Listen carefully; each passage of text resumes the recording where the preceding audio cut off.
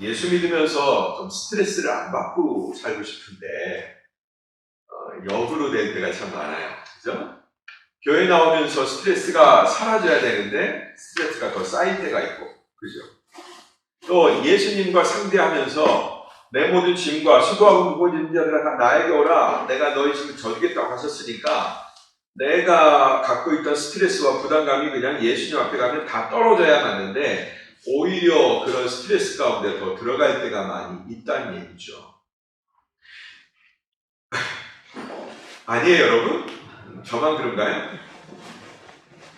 요즘 그런 부담감 때문에 제가 요즘 좀 마음에 평화가 없고 좀 기쁨도 좀 사라진 것 같고, 글쎄요, 이게 여성들이 흔히 앓는 무슨 갱년기 그런 거 비슷한 건지 남자한테도 그게 오는지 맨날 우울해요. 집에 가면 아내가 어떨 줄 몰라요. 제 기분 맞추느라고.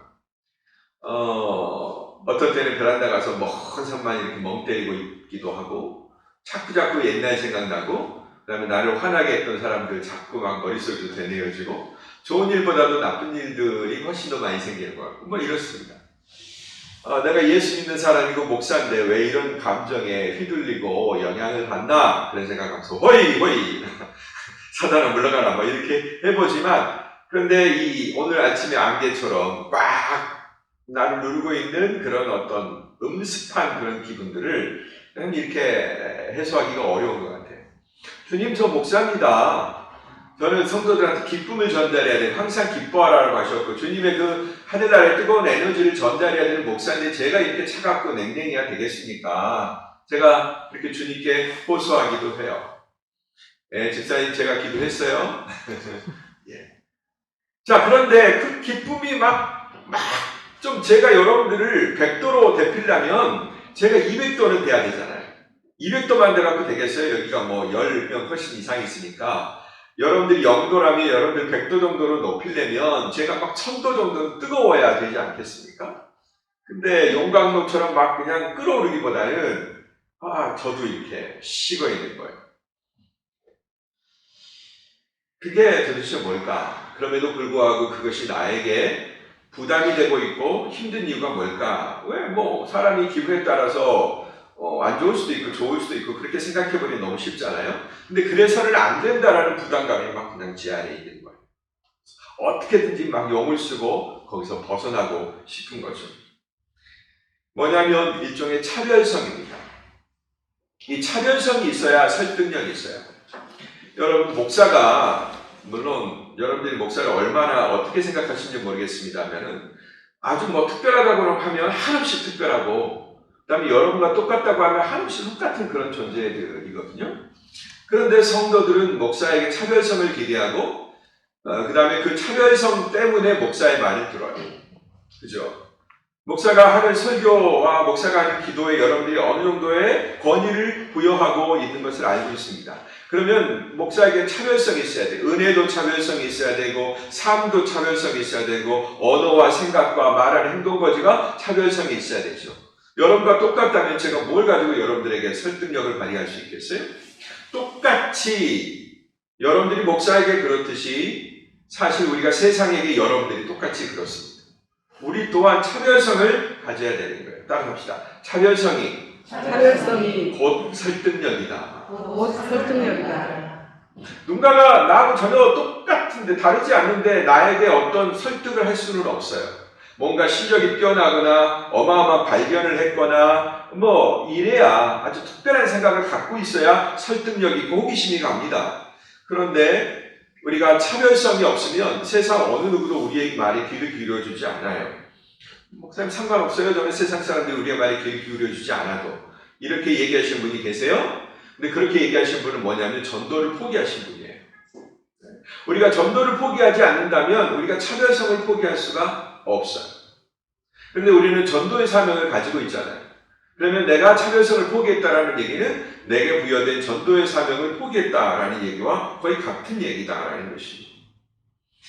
우리 신앙인들에게 긴장감이 형성이 되는데 그 긴장감은 역경과 곤란 앞에서만 형성되는 게 아니에요. 어떤 역경이 딱 오고 곤란한 게 오고 내 남편이 막 그냥 사업이 잘 안 되기 시작하고 집에 생활비가 막 모자라기 시작하고 누가 아프기 시작하고 하면 벌써 여러분 정신이 바짝 들 거예요. 근데 고난과 역경 앞에서만 우리는 반짝하면서 긴장을 한다면 이래서는 안 되겠다, 이렇게 살아서는 안 되겠다, 그렇게 긴장을 해요. 그런데 여러분, 우리는 하나님의 백성으로서 져야 될 또 다른 거룩한 긴장이 있어요. 뭘 위한 긴장이냐? 바로 차별성을 위한 긴장이에요. 그게 긴장하지 않으면 그냥 내 육체대로 행하게 되면 우리는 그냥 방만하게 되고 전혀 차별성을 만들어낼 수가 없기 때문에 그렇습니다. 근데 여러분, 이 긴장이 뭐예요? 영어로 얘기하면 스트레스잖아요, 스트레스. 세상 우리 현대인들이 가장 힘들어하는 게 지금 스트레스죠? 그죠? 스트레스 받고 싶어하는 누가 있어요? 스트레스가 모든 병의 근원이 된다고 하잖아요. 그죠? 우울증의 근원이 되고, 갈등의 근원이 되고, 파괴의 근원이 되고, 그래서 어떤 사람은 그냥 기분이 나쁜 정도가 하도 오래되다 보니까 우울증에 빠지게 되고, 우울증이 하도 많이 빠지게 되면 조울증으로 발전하게 되고, 나중에는 남의 생명, 내 생명 귀하게 여기지 않는 그런 파괴적인 상황 가운데 들어가게 되는 거죠. 스트레스 좋아하는 사람 없습니다. 그런데 여러분, 이 스트레스를 없는 세상 가운데 사는 것도 불가능한 거예요. 그리고 스트레스가 무조건 나쁜 것도 아닙니다. 어떤 사슴이 건강한 줄 아세요? 늑대가 없는 사슴은요, 자기의 천적이 없는 사슴은요, 건강하지는 못해요. 그런 얘기 있잖아요. 어떤 섬에 사슴을 가두고 낙원을 만들어놨더니 처음에는 잘 되는 것 같더니 점점 생식력 능력도 상실이 되고 점점 개체수도 줄어들고 애들이 병이 약해서 픽픽 넘어지고 그러더라. 근데 거기다 늑대 한 마리를 풀어놓으니까 애들이 완전히 생기가 달라지더라 라고 얘기하잖아요.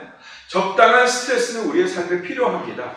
긴장감이 없이 느슨하면 대책이 없고 세상에서 아무런 경쟁력이 없잖아요. 뿐만 아니라 우리 그리스도인들도 이 스트레스가 만들어지지 않으면 어떤 차별성도 만들어지지 않아요. 물론 저는 차별성을 갖고 싶지 않아요. 그러면 저는 할 말이 없습니다. 근데 오늘 베드로 사도는 이 스트레스를 가지라고 얘기하는 거예요. 거룩한 부담 이퀄 긴장감이죠. 긴장 이퀄 스트레스죠. 이걸 가지라 그러는 거예요. 이 스트레스가 나를 살리고 남을 살린다라는 것입니다. 따라갑시다. 스트레스가 나를 살린다. 과한 스트레스는 나를 죽이지만 건강한 스트레스는 나를 살리는 거예요. 그러면 여러분, 스트레스 안 받으려고 하지 마세요. 스트레스를 받을 때 그것을 건강하게 극복하고 돌파하는 그게 있어야 됩니다. 제가 옛날에 건강검진을 받을 때 뭐 하시는데 이렇게 스트레스가 많아요? 이 재는 아가씨가 그렇게 얘기를 하더라고요. 그 기계로 재지는 스트레스가 굉장히 높대요.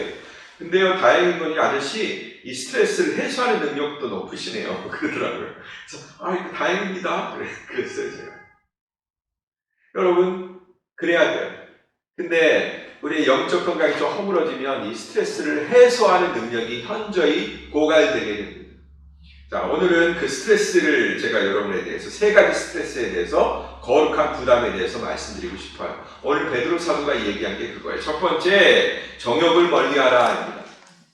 이게 첫 번째 스트레스예요. 정욕을 멀리하는 게 뭐가 스트레스예요? 아니, 정욕을 누리고 싶은 자들에게 멀리하라고 하니까 스트레스지. 참으라고 하니까 스트레스잖아요. 우리는 뭔가가 우리를 눌러도 스트레스를 받지만 참으라고 해도 스트레스를 받잖아요. 안 그래요, 여러분? 여러분 하고 싶은 거 목사가 다 못하게 해보세요. 그럼 여러분 스트레스 받아서 교회 안 나올 거나? 그죠? 여러분 지금 누리고 있는 것 다 여러분 막 목사가 그럴 자격도 없지만 만약 여러분에게 어떤 권위가 있는 존재가 막 못하게 해보세요. 그럼 막 갈등하고 싸우고 폭발하고 뒤집어지고 그럴 거예요. 근데 베드로 사도는 우리에게 지금 스트레스를 지우고 있어요. 그 스트레스가 뭐냐면 정욕을 멀리하라. 11절 말씀 다 같이 시작. 사랑하는 사람들이여, 나는 외국 사람과 나그네 같은 여러분들에게 육체의 정욕을 멀리할 것을 권면합니다. 조심스럽게 권면한다고 말하고 있어요. 명령한다고 하지 않고, 명령한다고 하면 또 튀었을 거예요. 아니, 당신이 뭐 때 명령을 해? 이렇게. 권면합니다. 여러분, 육체의 정욕이 뭐냐? 그건 뭐냐면 육신에 속한 것들, 육신의 쾌락적 요소들을 열망한다라는 거예요. 열망, desire. 그냥 갈망하는 거예요. 그거 누리지 못해서 그냥 미치는 거예요. 이런 정욕을 멀리해라. 왜냐하면 바로 그 육신의 정욕이 하나님을 추구하는 우리의 영과 대적해서 싸움을 걸어온다는 거예요. 여러분, 우리에게 영혼육이라고 하는 그런 전인적 존재가 있죠. 이렇게 딱딱 가리기는 어렵습니다만은 분명히 그런 특징들이 있어요. 영과 혼과 육이 있습니다. 그런데 그 중에서 육에 속한 것은 혼과 육이에요. 근데 하나님을 만날 수 있는 것은 영이거든요. 신령과 진정으로 예배하라고 했을 때 그 영, 영과 진리로 예배하라 했을 때 그 영, 그 영은 하나님을 만나고 싶어요. 하나님을 만나서 저 하늘의 선하고 아름다운 것들을 막 향유하고 싶어해요. 이 땅에 없는 거룩한 것으로 막 채우고 싶어해요. 그런 영이 있단 말이에요. 우리 안에 영적 욕망이 있단 말이에요. 그런데 그 영과 대적해서 싸운단 말이에요. 자꾸 그 영이 그 높은 부분에 있는 그 하이클래스에 있는 그 하나님의 선한 것들을 추구하지 못하도록 자꾸 우리를 끌어내린단 말이에요. 그렇기 때문에 우리를 위해서 이 정욕을 어떻게 해라? 멀리하라 라고 얘기하고 있죠. 멀리하라. 하고 싶은 열망, 육적인 쾌락을 위해서 도모하고는 모든 열망들을 멀리해라 이렇게 얘기하고 있어요. 여러분 그 일에 성공하고 계세요? 그러려고 하면 뭐가요? 스트레스죠. 내가 왜 그런 것까지 고려해야 돼? 왜 내가 남의 눈치까지 보면서 그렇게 해야 돼? 여러분 남의 눈치가 아니에요. 내 눈치를 봐야 되는 거예요. 내 영혼이 그걸 힘겨워하는 걸, 내 영이 힘겨워하는 걸 여러분들이 느끼셔야 돼요. 근데 여러분이 영 안에 아무런 소망이 없으면 힘들지가 않죠. 육의 소망만 자꾸 그득하면 그거 만족시키면 좋은 거예요. 오히려 하지 말라고 하면 그 정욕을 제어하라고 막 그냥 엄청난 스트레스죠. 그러나 여러분의 영이 건강해지면 그게 스트레스가 안 되는 거예요. 오, 그렇지. 내가 당연히 이 영이 추구하는 것을 만족하기 위해서 내 육적인 정욕을 제어해야지. 이런 쪽으로 쉽게 가게 되는 거예요. 즐겁게 가게 되는 거죠. 그러나 그 영이 추구하는 것을 맛보는 그 황홀함을 맛보기 위해서는 일단은 어떻게 해야 돼요? 지금까지 해오던 그 루틴, 우리의 습관이 있잖아요. 육적인 정욕을 추구하던 그런 습관들을 잠깐 스톱해보는 거예요. 그래서 금식도 하고, 그래서 여러 가지 것들을 우리가 제어하는 거예요. 우리 일상생활. 이 싸움의 승률은 가지각색이죠? 네. 승률이 아주 높은 사람이 있는가 하면 아주 낮은 사람이 있어요. 맨날 넘어지는 사람이 있어요. 그리고 교회 와서 주님, 지난 우리가 육체적인 욕망을 따라서 어떻게 살았던 것을 회개합니다. 그냥 진짜 회개하는지 아닌지는 모르겠는데 그렇게 말을 해요. 근데 여기서 베드로는 우리를 외국 사람과 나그네 같다라고 얘기하고 있습니다. 이게 굉장히 중요한 포인트예요. 그냥 우리에게 육체의 정욕을 제어하라 이 정도만 말하지 않고 외국 사람과 나그네 같다라고 얘기합니다. 그런 여러분들에게 라고 얘기하고 있어요. 이건 뭐냐면 우리가 이 세상의 나그네요, 이 세상의 외국인이라는 얘기예요. 즉 뭐냐면 우리는 이 땅에 권리가 별로 없다라는 거고 이 땅에서 우리가 누릴 수 있는 것들이 굉장히 제약된 존재들이라는 얘기예요. 무슨 얘기인지 아시겠습니까? 우리는 이 세상에서 누리는 다른 세속 사람들이 누리는 모든 그런 제한 없는 자유에 우리는 제약이 있다라는 그런 말씀이에요. 역으로. 왜? 하나님 나라의 시민이기 때문에, 그래서 우리는 이 땅의 나그네이기 때문에, 외국 사람이기 때문에 운명적인 제약이 우리에게 있다. 우리는 그런 신분을 타고났다라고 말하고 있는 것입니다. 그러므로 여러분, 외국인과 나그네가 자기가 없는 권리를 막 세상에서 획득하려고 하면 어떻게 해요? 싸움이 일어나고 갈등이 일어나죠. 여러분, 우리가 터키인이 가지고 있는 그 권리하고 외국인으로서 우리 한국인이 가지고 있는 권리하고 똑같이 우리가 누릴 수 있어요? 없죠. 우리가 많이 손해를 봐야죠. 그죠? 이 세상에 쾌락이 있어서도 이 세상에 정욕이 있어서도 마찬가지입니다. 우리는 손해를 봐야 돼요. 이 세상의 것들을 누리는데 손해를 봐야 돼요. 그게 손해인지는 모르겠지만 그런 존재로 여러분들이 부름받았다. 여러분 외국 사람이요, 여러분은 나그네다. 이렇게 얘기합니다. 두 번째 스트레스를 드립니다. 오늘 스트레스를 드리는 날이네요. 스트레스를 풀어드리는 날이 돼야 돼요. 그러나 여러분 이 말씀을 다 듣고 나면 여러분들 스트레스가 풀릴 줄 믿습니다. 아멘. 선한 행실을 드러내라고 또 얘기하네요. 이것도 스트레스예요. 12절 말씀을 보겠습니다. 시작. 여러분은 이방 사람 가운데 선한 행실을 나타내십시오. 그러면 그들이 여러분의 악을 행하는 사람들이라고 비방하는가. 여러분의 선한 일들을 보고 하나님께서 돌아보시는 날에 하나님께 영광을 돌리게 될 것입니다. 네, 선한 행실 나타내라. 이 나그네 인생 속에서 살아가는 나그네들이 이 세속에서 살아가는 비법이 도대체 뭘까? 이거예요. 세속 사람들은 제가 워딩을 하나 할게요. 워딩. 세속 사람들은 마음에 도끼를 품고 있고 손에 도끼를 쥐고 있어요. 여러분 이해가 되셨죠? 형광등이 많네 여기. 마음에 도끼를 품은 채 손에는 도끼를 들고 있다고요. 그 도끼가 마음에 품은 도끼가 뭘로 실현이 돼요? 손에 잡은 도끼로 실현이 되는 거예요. 이게 세상의 이치예요. 마음에는 악독과 도끼가 막 그냥 그득해요. 근데 그걸 실현하려면 어떻게 해야 돼요? 내 욕망은 그들이 품은 욕망은 너무 과도한 욕망이기 때문에 누군가를 희생시켜야 가능한 거예요. 그래서 내가 도끼를 가지고 누군가를 희생시키는 거예요. 이게 세상의 질서예요. 그렇게 해야만 세상의 정욕을 누릴 수 있어요. 네. 그러나 우리 그리스도인들은 마음에 선한 양심을 품고 손에서는 선행이 나와야 된다라는 거죠. 아니 목사님 모두가 다 그렇게 마음에 도끼를 품고 있고 손에 도끼자를 쥐고 있고 남이 죽이려고 하고 덤벼들고 있는데 거기서 그냥 나대가 잡수하면서 선한 양심을 가지고 선한 행위를 보이라고 하면 어떻게 합니까? 어떻게 살아가라는 겁니까? 이게 스트레스입니다. 우리 그리스도인들. 아니 우리도 똑같이 세상에서 살아갈 권리를 주세요. 그냥 세상에서는 세상의 이치대로 살게요. 그리고 교회 와서는 착한 척 할게요. 이렇게 요구해달라는 거예요. 이렇게 말해달라는 거죠. 그러나 여러분 베드로는 그렇게 얘기해요? 아니에요. 여러분의 선한 행실은 교회 안에만 국한되는 선한 행실입니다. 이렇게 말하지 않았어요. 저 밖에 있는 사람들에게, 그 도끼를 품고 있는 사람들, 도끼자루를 쥐고 있는 그 사람들에게 어떻게 해요? 선한 양심을 가지고 선한 행실을 보이라고 말씀하고 있는 거예요. 얼마나 큰 스트레스예요. 누가 그게 가능해요? 우리 가운데.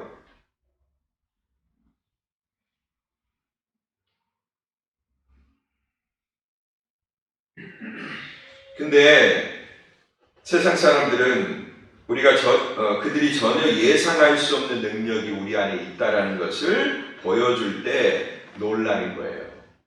깡패들은 덩치나 주먹이나 문신이나 험악한 분위기나 이런 것들에 좀 압도당합니다. 지네들끼리 주먹들끼리는 그죠? 근데 우리가 그런 것들 가지고 세상을 이기려고 하면 이길 수가 없어요. 그리고 이기려고 해도 안 돼요. 근데 요즘 교회는요 그걸로 이기려고 그래. 세속을 똑같이 데모하고 똑같이 막 소리 지르고 똑같이 막 그냥 막 말도 되지 않는 주장들을 막 그냥 길거리에서 외쳐대고 무질서 가운데 막 들어가고 하면서 자기들의 주장을 관철하려고 해요. 그러면서 자기들의 주장은 의로운 주장이라고 얘기를 해요. 웃기는 소리죠. 자기들의 행동이 옳지 않으면서 어떻게 주장이 의롭다고 말할 수 있어요? 괴테가 그랬어요. 바른 목적이 있는 삶은 그 과정 자체에 어딜 가도 그 길 어디에도 선한 열매가 있다라고 얘기했어요. 우리는 뭐로 가도 서울만 가면 된다라는 그런 논리를 갖고 있지만 그러나 그 지성들, 하나님의 말씀을 깨닫고 인생의 이치를 깨닫는 그런 지성들은 목적이 선한 그 길에는 어디에도 선한 열매가 있다라고 그렇게 얘기했어요. 여러분 교회가 왜 힘이 없어지냐면 그들과 똑같은 방법을 하기 때문에 설득력을 잃어버리는 거예요. 아까 제가 얘기한 차별성을 잃어버리는 거예요. 그건 교회도 마찬가지고 개인도 마찬가지예요. 우리가 세상에서 손해볼 때 세상에서 똑같이 컴플레인하는 방법을 가지고 똑같이 컴플레인 하잖아요? 그러면 잃어버리는 거예요. 저희 부부는 그런 경험이 참 많아요. 우리 사모님 신혼 초에 우리 경기도 광주 초월면 우림 아파트에 살았는데 그 옆에 약국이 하나 있었어요. 거기서 그냥 우리 사모님도 이 세속적인 주장을 했어요. 뭔가 손해를 봤어요. 노인 할머니 약을 사다 드렸는데 이상한 약을 과하게 판 거예요. 가고 컴플레인 했죠. 막 좀 심하게 컴플레인 했어요. 이따위의 방식으로. 그러니까 그게 조그만 동네니까 내가 누구인지 다 알죠. 당신 남편 이러이러한 사람이지 내가 듣기로는 모 교회에서 전도사로 일한다고 그러던데 딱 그런 거예요. 내가 한번 이거 갖고 얘기해 볼까? 예, 세상 사람들이 그렇게 해요. 근데 뭐예요? 우리가 똑같이 그들과 반응했다간 우리는 백전백패인 거예요. 앉으려고 하면 우리가 그들과 똑같이 마음에 도끼를 품고 손에 도끼를 가지는 수밖에 없어요. 여러분 그런 삶을 사시겠어요?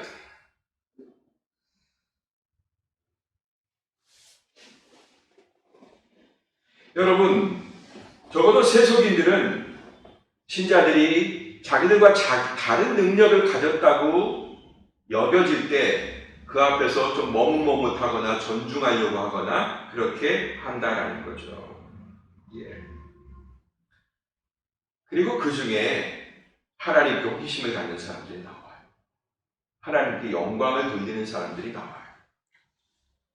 여러분 뭔가 물건을 샀는데 손해봤다고 해서 백화점에 가서 어떻게 그럴 수 있냐고 세상 사람들과 똑같이 컴플레인하고 그들에게 정당한 요구, 세상에선 정당한 요구죠.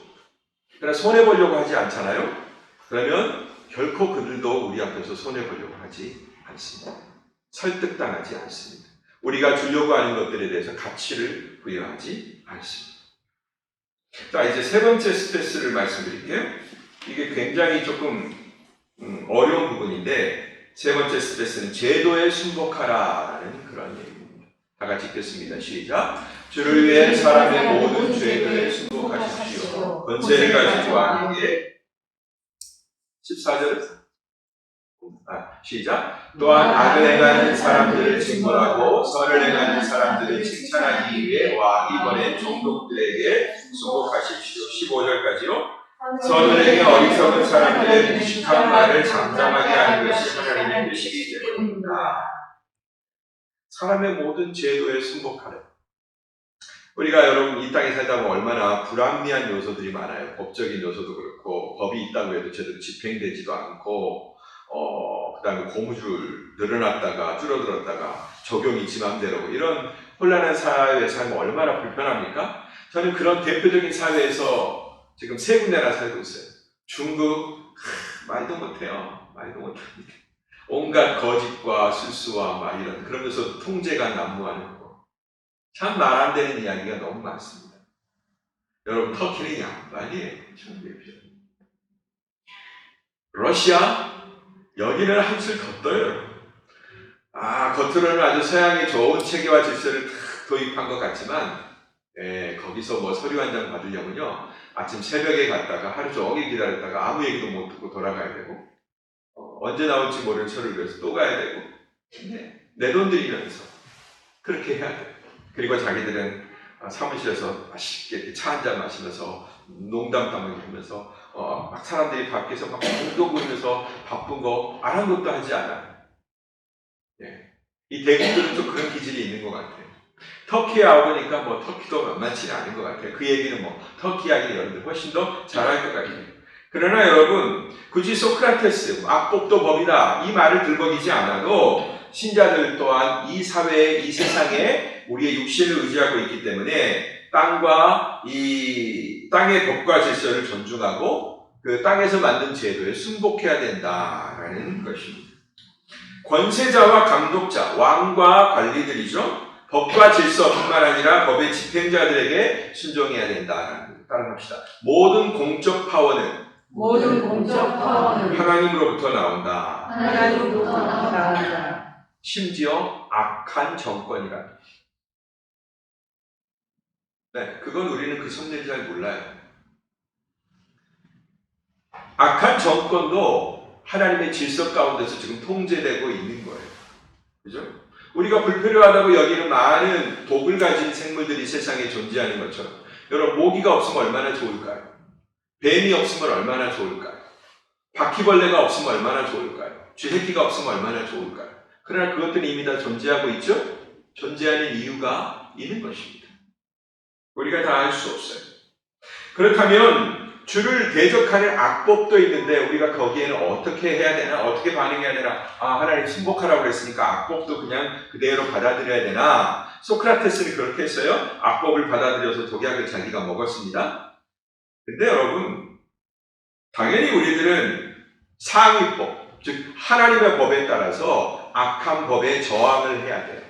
근데 그 저항을 하는 방식이 세상과 똑같은 세상에서 주장하는 방식이어서는 안 된다라는 거죠. 갈등하고 싸우고 대결하고 데모하고 막 파괴하고 이런 방식은 아니라는 거예요. 목적이 정당하면 과정도 정당해야 되는 게 우리 방식이에요. 근데 세상의 방식은 정당하다고 목적이 정당할 수 있어요. 그런데 그것을 달성하는 방법이 굉장히 과격하고 정당하지 않는 방법일 때가 많이 있죠. 우리는 어떻게 해야 되는가, 어떻게 저항해야 되는가, 그 해법을 다음에 말씀하고 있습니다. 뭐라고 얘기했냐면 선을 행하여 비판을 잠잠하게 하라, 이렇게 얘기했습니다. 15절 말씀에 선을 행해 어리석은 사람들의 무식한 말을 잠잠하게 하는 것이 하나님의 뜻이기 때문입니다, 이렇게 얘기하고 있습니다. 베드로는 우리가 처음부터 전혀 다른 수준의 삶의 실력을 드러낸다면 우리를 대적하는 이들의 그 주장을 잠잠하게 할 수 있다고 얘기하고 있는 것입니다. 그러면 여러분, 우리는 우리의 실력은 어디서 나오냐면 우리가 소유한 진리를 말하는 데서 우리의 실력이 나오는 게 아니에요. 그것을 말씀이 지시하는 선한 능력을 발휘하는 데서 나옵니다. 그러므로 여러분, 우리가 이 세상에서 마음껏 주장해서는 안 되는 거예요. 때로는 손해봐야 되는 거예요. 내 마땅한, 내 당연한 권리도 때로는 내려놔야 되는 거예요. 왜요? 선함으로 설득하기 위해서. 그들이 가진 그들의 방식으로 설득하는 게 아니라 우리가 가진 우리의 방식으로 설득하기 위해서. 어떻게 이것이 연습을 안 하고 되겠어요? 여러분, 이 설교를 들었다고 당장 밖에 나가면 이 세상의 모든 불합리와 이런 것들에 대해서 여러분들이 바로 선하게 응대하실 수 있겠어요? 자꾸 여러분의 일상 가운데서 이게 연습이 돼야 돼요. 실패와 좌절과 낭망도 많이 겪어야 되죠. 그러나 결코 포기하지 말고 그 목적을 손에서 내려놔서는 안 되는 거죠. 성경의 예를 하나 보여드릴게요. 목사님, 이런 좋은 얘기 말고 예를 하나 보여주세요. 예를. 다윗 잘 아시죠? 다윗이 얼마나 공을 많이 세웠어요. 그리고 얼마나 많이 칭찬을 받았습니까? 골리앗을 무찔렀잖아요. 모든 이스라엘 장수들도 손도 못 댄 골리앗을 그냥 무찔렀습니다. 그리고 사울에게 아주 이쁨을 받았어요. 순식간에 높은 자리에 올랐습니다. 그런데 말 한마디 뒤집어지죠. 사울이 죽인 자는 천천히요, 다윗이 죽인 자는 만만이로다. 그때부터 사울이 시기심이 발동하고 악한 영에 시달리게 됩니다. 그래서 다윗을 죽이려고 군대를 2번이나 동원해서 쫓아가는 것을 보게 됩니다. 다윗을 죽이려고 혈안이 돼 있었어요. 그때 다윗에게는 자기를 추격하는 사울에게 보복할 기회가 몇 번 있었어요? 2번 다 있었어요. 절호의 기회가 있었어요. 그죠? 그리고 마치 그 기회는 하나님이 나한테 딱 주신 기회처럼 보였어요. 안성맞춤의 기회로 보여요. 누가 봐도 그 사울을 거기서 처단한다고 해도 아무도 욕하지 않고 잘했습니다! 막 박수 쳐주는 그런 환경 가운데 있었어요. 그리고 아비새를 비롯한 자기 부하 장수 종료들이 저한테 시키십시오. 왕이 못하겠으면 제가 2번 찌를 것도 없습니다. 명령해 합니다. 명령해 달라고 요구합니다. 그러나 하나님이 기름 부신 자를 우리가 어떻게 해야 할 수 있느냐? 사울 왕이 분명히 악한 왕이었어요. 어떻게 사울이 좋은 왕이에요? 그리고 이미 하나님이 버리기로 작정한 왕이었어요. 하나님의 뜻 가운데. 그러나 그 하나님의 뜻을 인위적인 방법으로, 아무리 그것이 정당하고 이미 정해졌다고 하더라도 내 뜻과 방법으로 내 이익을 따라서 시행하지 않은 게 다윗이에요. 그죠? 다윗의 영성은 하늘에 있지 아니하고 일상 가운데 뿌리 내리고 있었던 거예요. 머릿속에만 있지 아니하고 그의 마음속에만 있지 아니하고 그의 선한 양심이 손에까지 있었던 거죠. 그걸 통제할 수 있었던 거예요. 그 연습이 어디에서 이루어졌어요? 들판에서 하나님을 경험하면서 홀로 내버려졌지만, 양떼들과 함께 내버려졌지만 그 들판, 아무것도 없는 그 들판에서 하나님을 경험하고 하나님의 능력을 받고 고백에서 양을 건지고 사자에서 양을 건지고 했던 그런 감격 가운데서 나온 것입니다.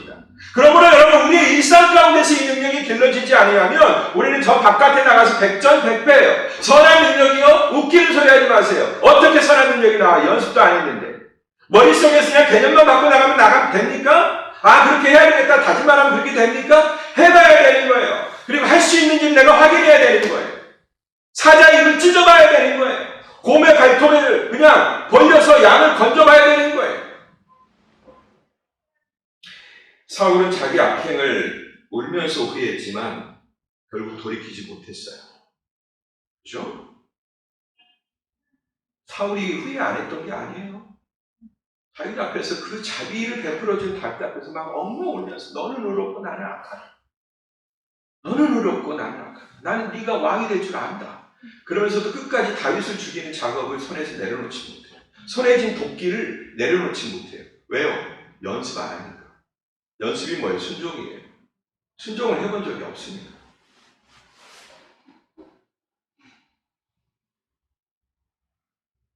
결국 결말은 여호와께 맡겨집니다. 이처럼 여러분 선한 행실은 하나님 앞에서 면접 평가받는 것입니다. 그리고 주변의 사람들에게 영향력을 발휘하는 거예요. 그와 함께했던 다윗과 함께했던 사람들이 뭐 좋은 사람들입니까? 다 그냥 길거리 불량배들인 거예요. 그 사회에서 내쳐진 사람들입니다. 뭐 그 마음속에 좋은 정신이 있겠어요. 근데 그들이 영향을 받는 겁니다. 그리고 선한 공동체를 일으키는 겁니다. 선한 거에 능력이 없다고 여러분 믿지 마세요. 선한 건 가장 큰 능력이에요. 아멘. 그리 멀지 않은 과거에는 세상 사람들이 그래도 그리스도인들을 존경했어요. 제가 어렸을 때 주일학교 때 보면 목사님의 자가열이죠. 자전거를 타고 동네 한 바퀴를 탁 이렇게 천천히 살이 막 찌신 목사님이 자전거를 타고 동네 한 바퀴를 탁 이렇게 도세요. 그러면 동네에서 평소에 막 욕하고 입도 거칠고 장사하고 막 그냥 너희 자식 하면서 그냥 그 거칠던 그 여인들도 이러면서 이렇게 존경을 표했던 목사님 들어오셔서 식사 한번 하세요. 그리고 그렇게 했던 그런 걸 저는 많이 구경했어요. 왜요? 저는 목사님을 쫄쫄 쫓아다녔거든요. 목사님의 일거수일투족이 저에게 관찰의 대상이었어요. 불과 얼마 전까지 세상 사람들 그리스도인들을 존경했습니다. 그리고 비판을 가해도 기대 어린 비판을 했어요. 비판을 했는데 무슨 기대 어린 비판이 있을까? 그게 이런 말에 나타나 있는 거예요. 뭐냐면 아니 이런 얘기 많이 들어보셨을 거예요. 옛날에 지금은 아니지만 아니 예수 믿는 사람들이 어떻게 그래? 이런 얘기 들어보셨을 거예요. 그죠? 오히려 안 믿는 분들이 그렇게 얘기해요. 아니 예수 믿는 사람들이 어떻게 우리도 안 하는 짓을 해? 막 이렇게 얘기한단 말이에요. 여러분 그 말 가운데는 뭐가 들어있는 거예요? 당신들은 적어도 우리랑은 달라야 된다. 우리는 우리 멋대로 살아가지만 그러나 당신들은 아니지 않냐. 그런 당신들이 그래도 좀 있어야 우리 사회에 소망이 있지 않냐. 이런 기대가 거기 담겨 있는 거예요. 근데 요즘 그런 얘기 들어보셨어요? 아니 예수 믿는 사람이 어떻게 그래? 저는 들어본 적 별로 없는 것 같아요. 요즘 들어서. 무슨 얘기입니까? 세상 사람들이 저와 여러분들에게 다름을, 차별을, 차별성을, 구별됨을 기대하지 않는다.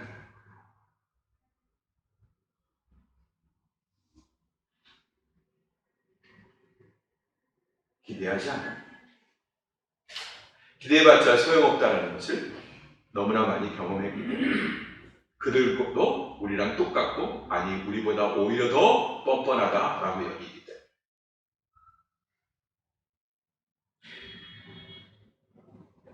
우리 신자들에게 별 기대감이 없다라는 것은 참 아픈 현실입니다. 너무나 아프죠 여러분? 저는 이 현실이 너무 아파요. 근데 더 아픈 게 있어요. 진짜 더 아픈 게 있어요. 비극적으로 아픈 게 있어요. 아마 그래서 제가 요즘 우울한 것 같아요. 맞아요. 그것 때문에 우울한 거예요. 그게 뭐냐면 우리 성도들조차도 그걸 기대하지 않는다. 세상이 우리를 구별된 존재로 봐주기를 기대하지 않는다. 여러분 기대하세요?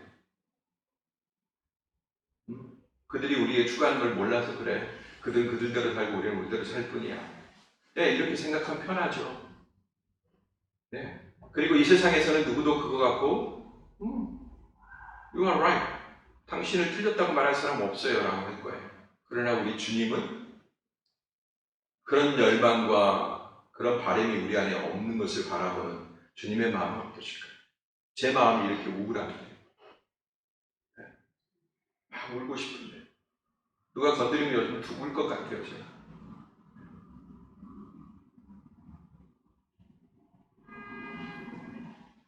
난 별로 상관하지 않아. 그게 왜 내 관심이 되어야 돼?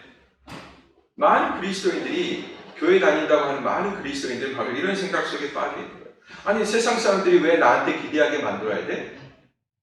나 그런 기대 별로 필요하지 않아. 오히려 나 그게 부담이야. 왜 내가 그런 기대를 충족시켜줘야 돼? 이런 생각 속에 우리가 빠져 있는 거예요.